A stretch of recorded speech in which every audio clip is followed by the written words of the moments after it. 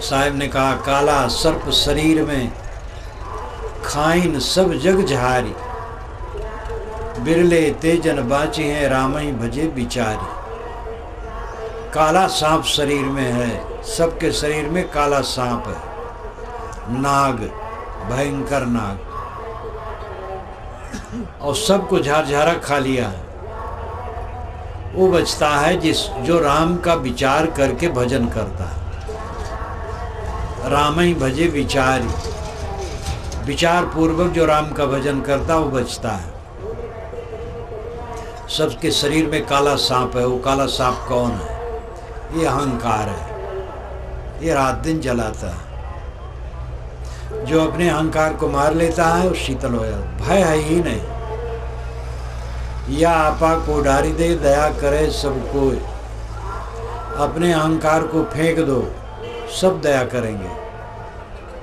लेकिन ये बड़ी वीरता का काम है। झुकना बड़ी वीरता है, क्षमा करना बड़ी वीरता है, सह लेना बड़ी वीरता है, गाली पा करके गाली न देना बड़ी वीरता है,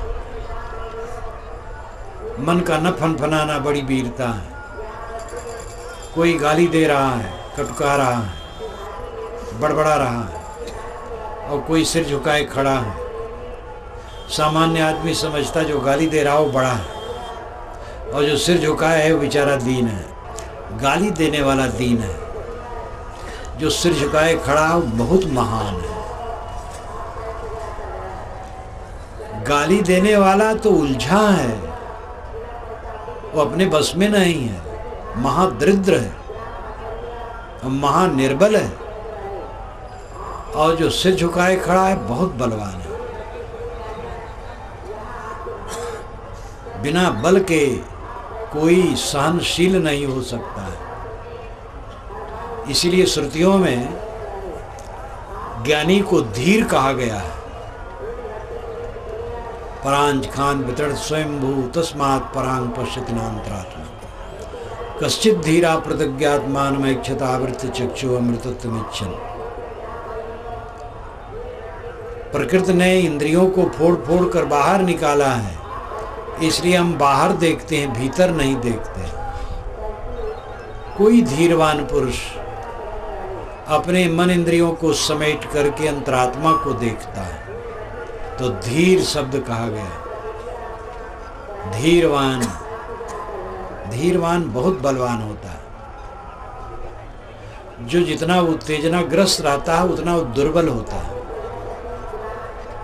और जीवन भर उसकी दुर्बलता नहीं छूटती। उस दुर्बलता का परिणाम उसे क्लेश होता है, पश्चाताप होता है, चिड़चिड़ापन, उत्तेजित, उद्वेगित, अशांत, स्वयं अपने में अप्रिय, दूसरे के लिए भी अप्रिय। और जो शांतशील है, गंभीर है, शांत है, क्षमावान है, दयावान है, धैर्यवान है, उसकी एनर्जी सुरक्षित, उसकी शक्ति सुरक्षित, महाबलवान है, शांत आत्मा। ये काम करने में क्या कठिनता है? दूसरे पर विजय करने के लिए बहुत अस्त्र शस्त्र चाहिए, और अपने पर विजय करने के लिए अपना गला घोटना है, छोटी सी छुरी काफी है। और दूसरे को बस में करने के लिए तो आजकल एटम बम अड़बम चाहिए। अपने लिए बस छोटी छुरी, गला घोट दे, बस खत्म। ये उदाहरण हुआ। दूसरे को जीतने के लिए बड़ी परतंत्रता है। एक छोटे बच्चे को जीत पाना मुश्किल है, वो नहीं मानेगा, आप परेशान रहें। अकबर बीरबल की कहानी में कई कहानियाँ जुड़ी हैं। ये भी बहुत प्रसिद्ध कहानी है। बीरबल अकबर के दरबार में देरी से गए। अकबर ने कहा, तुम बहुत देरी करते हो और कार्यक्रम में देरी हो जाती है। कि हुजूर, बच्चे की माँ ने कहा कि बच्चे को संभाल दो, बच्चा मानता नहीं था इसलिए देरी हो गई। कि बच्चे को संभालने में क्या देरी है, बच्चा तो साथ संभल सकता है। कहे राजन, मैं मानो बच्चा हो गया, आप मुझे संभालिए। कहे क्या चाहते हो? तो बीरबल हुन्न हुन्न करने लगे बच्चे का तरीका। तो अकबर ने कहा, क्या चाहते हो? कहे हाथी। कह ले भाई हाथी, हाथी तो हजारों हैं। एक हाथी ला सामने खड़ा कर दिया गया। फिर हुन करने लगे कि आप क्या चाहते हो? कहे भुरकी, कुज्जड़। तो भुरकी क्या कमी है, लाओ भुरकी रख दो। भुरकी छोटा सा मिट्टी का पात्र। फिर रोने लगे, हुन करने लगे कि आप क्या चाहते हो? कहीं साथी को इस भुरकी में बैठा दो। कहीं ये तो नहीं होगा। तब कहता आप कैसे कहते थे कि बच्चे को संभालना बड़ा सरल है? बच्चे को संभालना सरल नहीं है। मनुष्य का बच्चा संभालना बड़ा कठिन है। अन्य जानवरों के बच्चे को संभाल सकते हैं, मनुष्य का बच्चा पाल करके बड़ा कठिन है। जिनके बच्चे नहीं होते वो सोचते हैं हम निर्वंशी हैं। लड़की हो जाए तो भी अपने निर्वंशीय माने रहते, लड़का हो तब वंश हो। और लड़के वालों से पूछो कितने सुखी हैं, लड़के वालों की कितनी आरती उतारी जा रही है। कितने लड़के वाले कहते हैं हमारे लड़के न होते तो अच्छा होता। एक हमारे भक्त रहे, वो हर साल आए, दूसरे प्रदेश में रहते थे। तो कहें साहब 6 लड़के हैं, धीरे धीरे 5 लड़के बांट लिए। एक लड़का छोटा है, मास्टर है, वही मेरे में है। तो मैंने कहा उसकी भी आशा न रखो। कहे नहीं साहब वो तो है, रहेगा, वो अच्छा है। हम क्या अच्छा सब हैं, लेकिन उसकी आशा न करो। 2 वर्ष के बाद आए, कहे साहब वो भी बांट लिया। मैंने कहा छोटा था तो समय लगा बांटने में, बस उसमें केवल बच्चे का दोष नहीं है, समय है। आजकल समय ऐसा हो गया है, आज परिवार टूट रहा है। और न मानने की बात तो पहले से है। सुकरात का शिष्य प्लेटो है। यूनान में एथेंस नगरी में सुकरात नाम का एक महापुरुष था। गरीब था, देह से भी अनगढ़, गरीब, लेकिन वो विचारक और चिंतक था और मस्त मौला था, निष्फिक्र, घर की भी परवाह नहीं करता था। इसलिए उसकी घरवाली बहुत चिढ़ती रहती थी। खा पी ले और निकल जाए मंडी में, बाजार में, वहाँ जो मिले बैठा ले, बातचीत शुरू कर दे, दर्शन की बात, चिंतन की बात। और उसी में वहाँ की सरकार डामाडोल हो गई तो उसको जहर दिया गया दंड में। उस सुकरात बहुत बड़ा महापुरुष, आज से 2400 वर्ष पूर्व। दूसरा एक प्लेटो, उसी नगर का अमीर घर में पैदा हुआ एक सुंदर युवक था। इसकी शिक्षा दीक्षा हुई थी, अच्छी हो रही थी। और प्लेटो 20 वर्ष की उम्र में सुकरात से मिला और 9 वर्षों तक सुकरात रहा और उससे एकदम घुल मिल गया। और ऐसा घुल मिल गया कि सुकरात उसके जीवन में हो गया। वो अपना जीवन सुकरात से अलग नहीं मानता था। वो एक गरीब घर का व्यक्ति,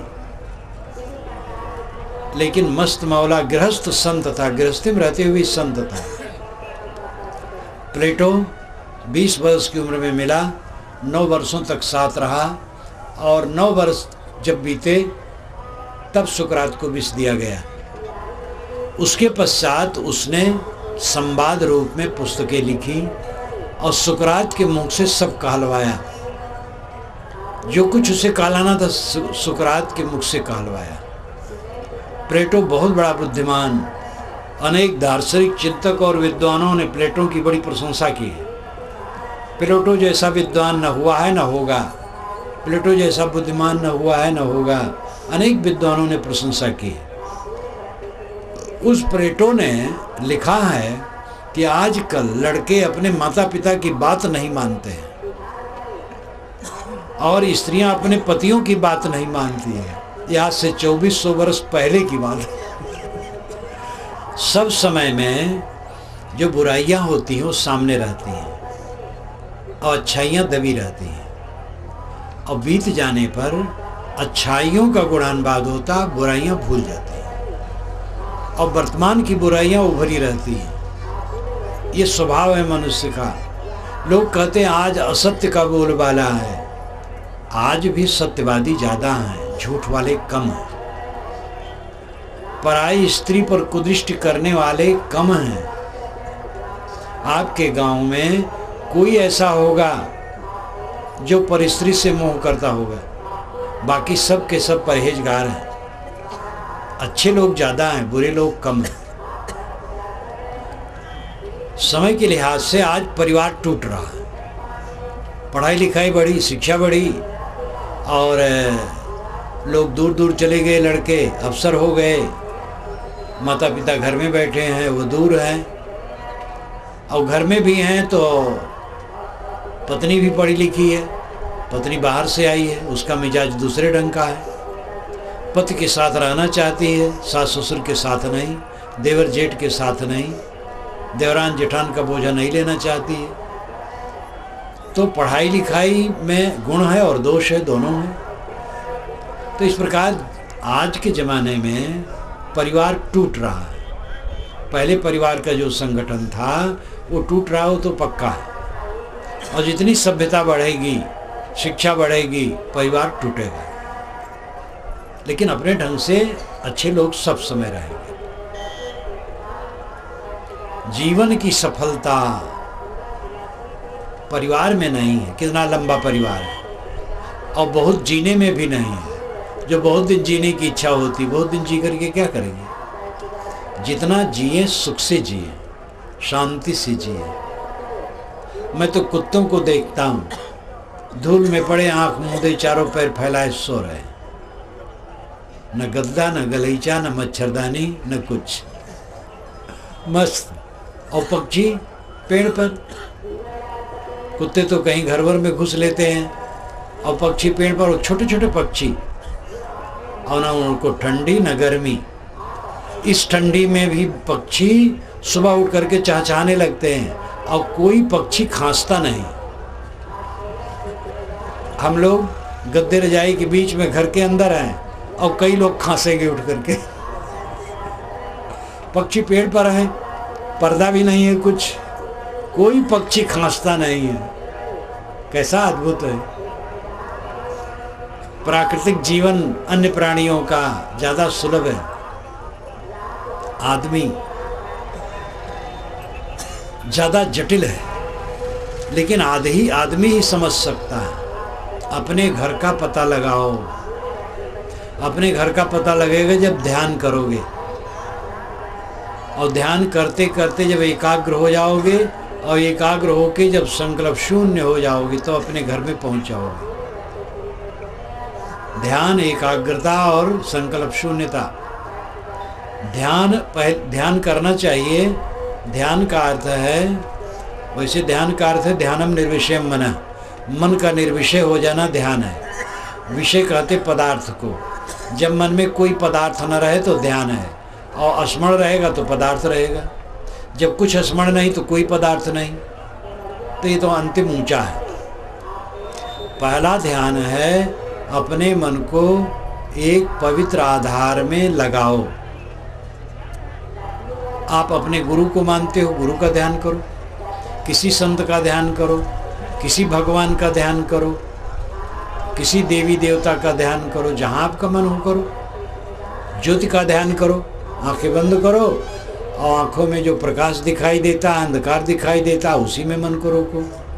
सांस पर मन रखो, सांस आती जाती है, सांस पर मन ठहराओ। जहाँ आपका मन हो, खुशी हो, कोई शुभ आधार में अपने मन को बराबर रोको। ये ध्यान का प्रयास है। और जब रुक जाए तब एकाग्रता है। आंखें बंद की, और बंद आंखों में प्रकाश दिखाई देने लगा। वो प्रकाश है आँख की गर्मी, और उसी में मन रुक गया तो एकाग्रता आ गई। ये अभ्यास जो दीर्घ काल तक करता है, उसकी एकाग्रता बढ़ जाती है। वो चाहे ज्योति में, चाहे नाद में, चाहे बिंदु में, चाहे किसी महापुरुष के चित्र में, कहीं भी अपने मन को ठहरावे। एकाग्रता का अभ्यास बढ़ने से एकाग्रता की शक्ति बढ़ती है, और चित्त में शांति आती है। जब यह एकाग्रता संकल्प शून्यता में हो जाती है, तब अंतिम ध्यान है। बैठा और सारे विचारों को छोड़ दिया और शांत, विचार छोड़ दिया, बस शांत है। मन चलता है उसमें अशांति रहती है, और मन चलना बंद हो जाता है तो शांत। ये अत्यंत ऊंचा है, ये तुरंत सहज नहीं है। जितना अभ्यास बढ़ेगा और मन का निर्मोह बढ़ेगा उतना ये होगा। क्यों आदमी दुखी है? क्योंकि चारों तरफ मन फैला है, रागात्मक बुद्धि चित्त में है। देखने सुनने भोगने की चीज़ें जो आज तक देखी सुनी भोगी गई हैं, उनका संकल्प, उनका स्मरण, उनकी यादगिरियां मनुष्य के चित्त में चित्र उपस्थित कर देती है, और उसी में वो भटकता रहता है। कितने लोग कहते महाराज ध्यान में बैठता हूँ तो जवानी में जो बकवास किया है वही वही सब चित्राता रहता है। ये मन की निर्मोहता से कटेगा। संसार की वास्तविकता को देखो। संसार में जितने प्राणी हैं हाड़ मांस के लौंदे, सब प्राणी हाड़ मांस के लौंदे। आत्मा अदृश्य, वो दिखाई नहीं देता है। जितने जंगल हैं सब काष्ठमय हैं, जितने रतन हैं सब पत्थर हैं। पूरी दुनिया में हल्ला गुल्ला, कीचड़, पानी, धूल, धड़का, इसके अलावा क्या है? इसमें रतन क्या है? रतन आपका आत्मा है। उसके समान क्या, उससे नीचे भी वो रतन और कुछ नहीं है। सर्वोच्च रतन आपका आत्मा है। अपने आत्मा में जो स्थित हो गया अपने घर को पा गया। अपने मन को संभाल लो, बस अपने घर में हो गए। मन भागने न दो। जब मन एकाग्र करने बैठोगे तो मन और भागेगा। ये लोग बताते हैं महाराज जब बैठता हूँ तब मन और भागता है, काम करता हूँ तो उतना नहीं भागता है, और जब एकाग्र करने बैठता हूँ तो बहुत भागता है। तो कारण है ना कि काम जब करते हैं तो क्रिया रहती, क्रिया का वेग, इसलिए मन नहीं भागता है। और जब कोई क्रिया नहीं है तो मन ही बलवान है, फिर वो भागता है। साधना की शक्ति बढ़ती है जब, तब साधक शांत हो जाता है। ऐसी शक्ति आती है कि साधक जब चाहे मन को शांत कर दे, संकल्प रहित हो जाए, एकदम शांत। ये शक्ति प्रबल शक्ति है। और ये अभ्यास और अनासक्ति से ये दशा आती है। रोज रोज अभ्यास करो और अनासक्ति का अभ्यास करो। मन देखने का भी, मन को शांत करने का अभ्यास करो और अनासक्ति का भी अभ्यास करो। सभी बातों पर विचारो है क्या? एक सुंदरी युवती है, उसके 50 वर्ष पीछे की स्थिति देखो। एक 20 वर्ष की सुंदरी युवती है, आज से 50 वर्ष के पीछे वो क्या होगी? एक बूढ़ी 70 वर्ष की, तब क्या उसमें रौनक होगा? एक सुंदर युवक 20 वर्ष का चमकता है और किसी देवी का मन चलता है, उसे सोचना चाहिए जब 80 वर्ष का होगा तब कैसा रहेगा। ये सुंदरता कब तक रहेगी? जिस सुंदरता पर हम लट्टू होते हैं वो कब तक है? देखते देखते सुंदरता गायब। स्त्री को देख करके पुरुष सोचता है स्त्री के शरीर में सुख है। अब स्त्री के शरीर में सुख है तो स्त्री अपने शरीर के सुख को लेकर सुखी रहे, लेकिन वो पुरुष के शरीर में सुख की कल्पना करती है। और पुरुष के शरीर में सुख है तो अपने शरीर के सुख को लेकर वो सुखी रहे, लेकिन पुरुष स्त्री के शरीर में सुख की कल्पना करता है। दोनों को भ्रम है, न स्त्री के शरीर में सुख है न पुरुष के शरीर में सुख है, दोनों को भ्रम है। और ये भ्रम ऐसा भयंकर है, इसी भंवर में सारे लोग बह बह के डूब डूब के मरते हैं। व्यवहारिक दृष्टि से देखा जाए तो केवल गर्भाधान के लिए नर नारी का संबंध उचित है। गाय बैल भैंस इत्यादि में प्राकृतिक है। गाय और बैल साथ साथ चरेंगे लेकिन वो विकारी नहीं होंगे। गर्भाधान के समय वे गर्भाधान कर देंगे बस। आदमी जितना विकारी है कोई विकारी नहीं। कुत्ता जिसको अधम प्राणी कहते हैं वो भी कार्तिक में पागल होता है। अब आदमी 12 महीने पागल है।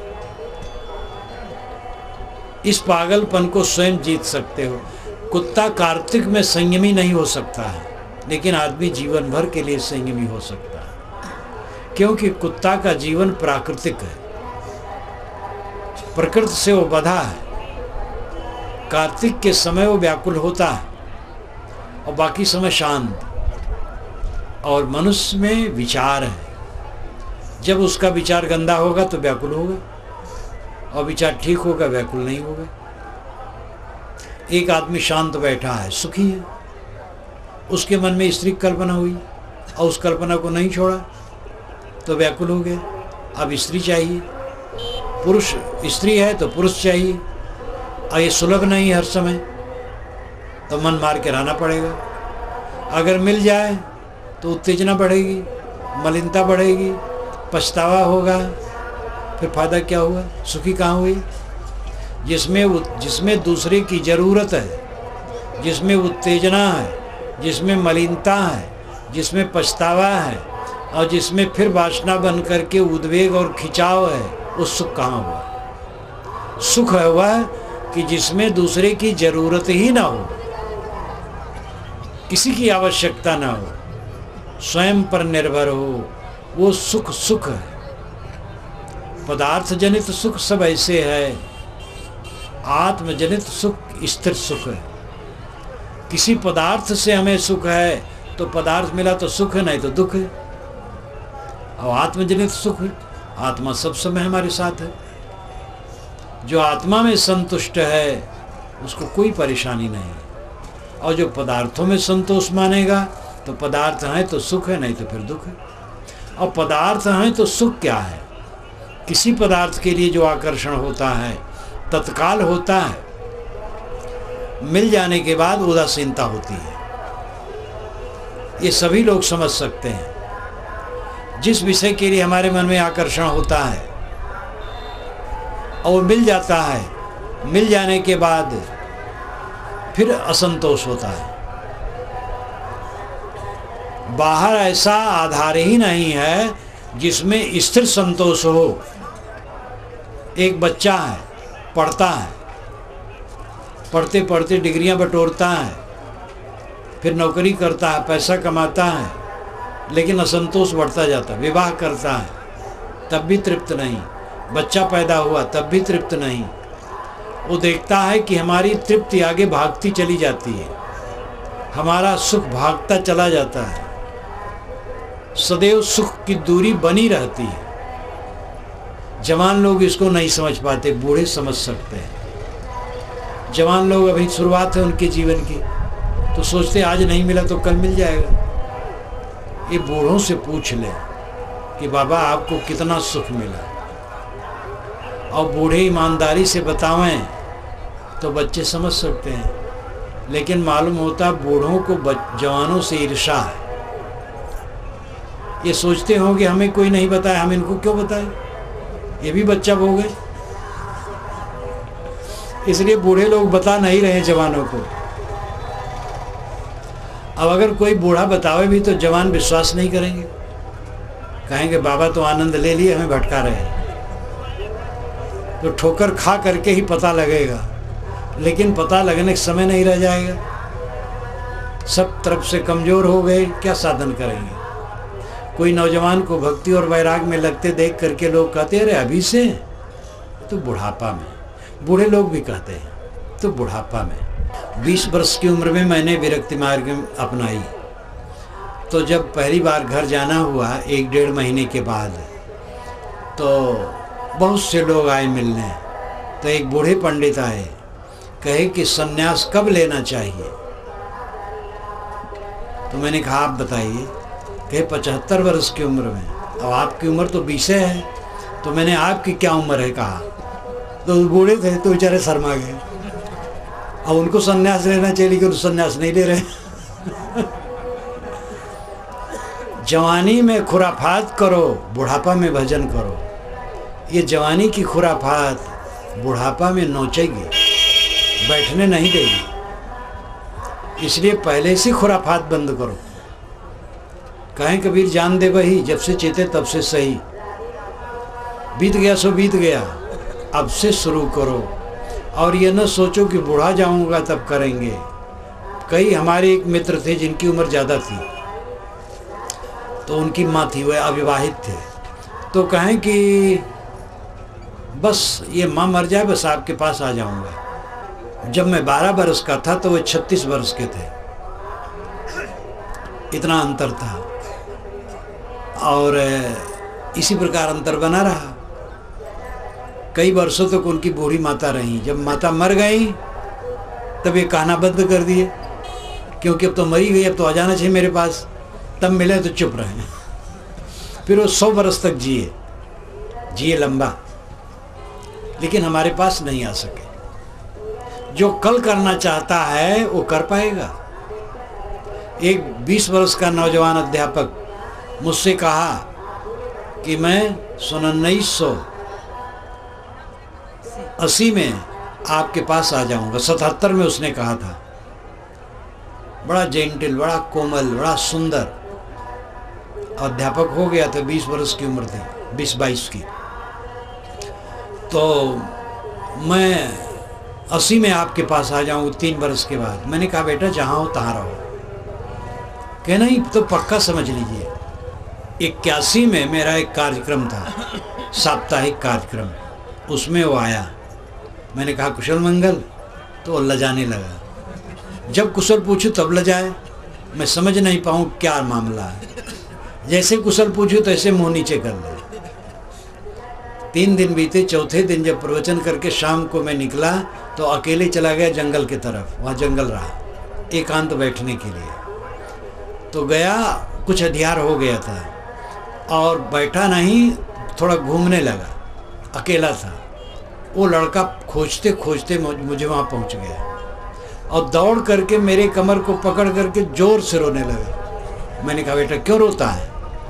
कहे साहब शादी हो गई। मैंने कहा बहुत अच्छा हुआ। चेला था, चेली भी मुझे मिल गई। उसको संतोष दिया। मैं किसी को हताश नहीं करता हूँ। मैंने कहा बहुत बढ़िया है, अब मेरे डबल चेले हो गए। पेट ठोका। दुर्भाग्य इस वर्ष सुनता हूँ एक्सीडेंट में मर गया। अब तो बूढ़ा जैसा हो गया था, 50 से तो ऊपर रहा ही होगा। कल कहीं होता है। साहब की साखी है, काल करे सो आज कर, आज करे सो अब, पल में परले होएगा बहुर करेगा कब। काका हाथरसी ने इसके उल्टा कहा है। आज करे सो काल कर, काल करे सो परसों। जल्दी जल्दी क्या करे, जीना है बरसों।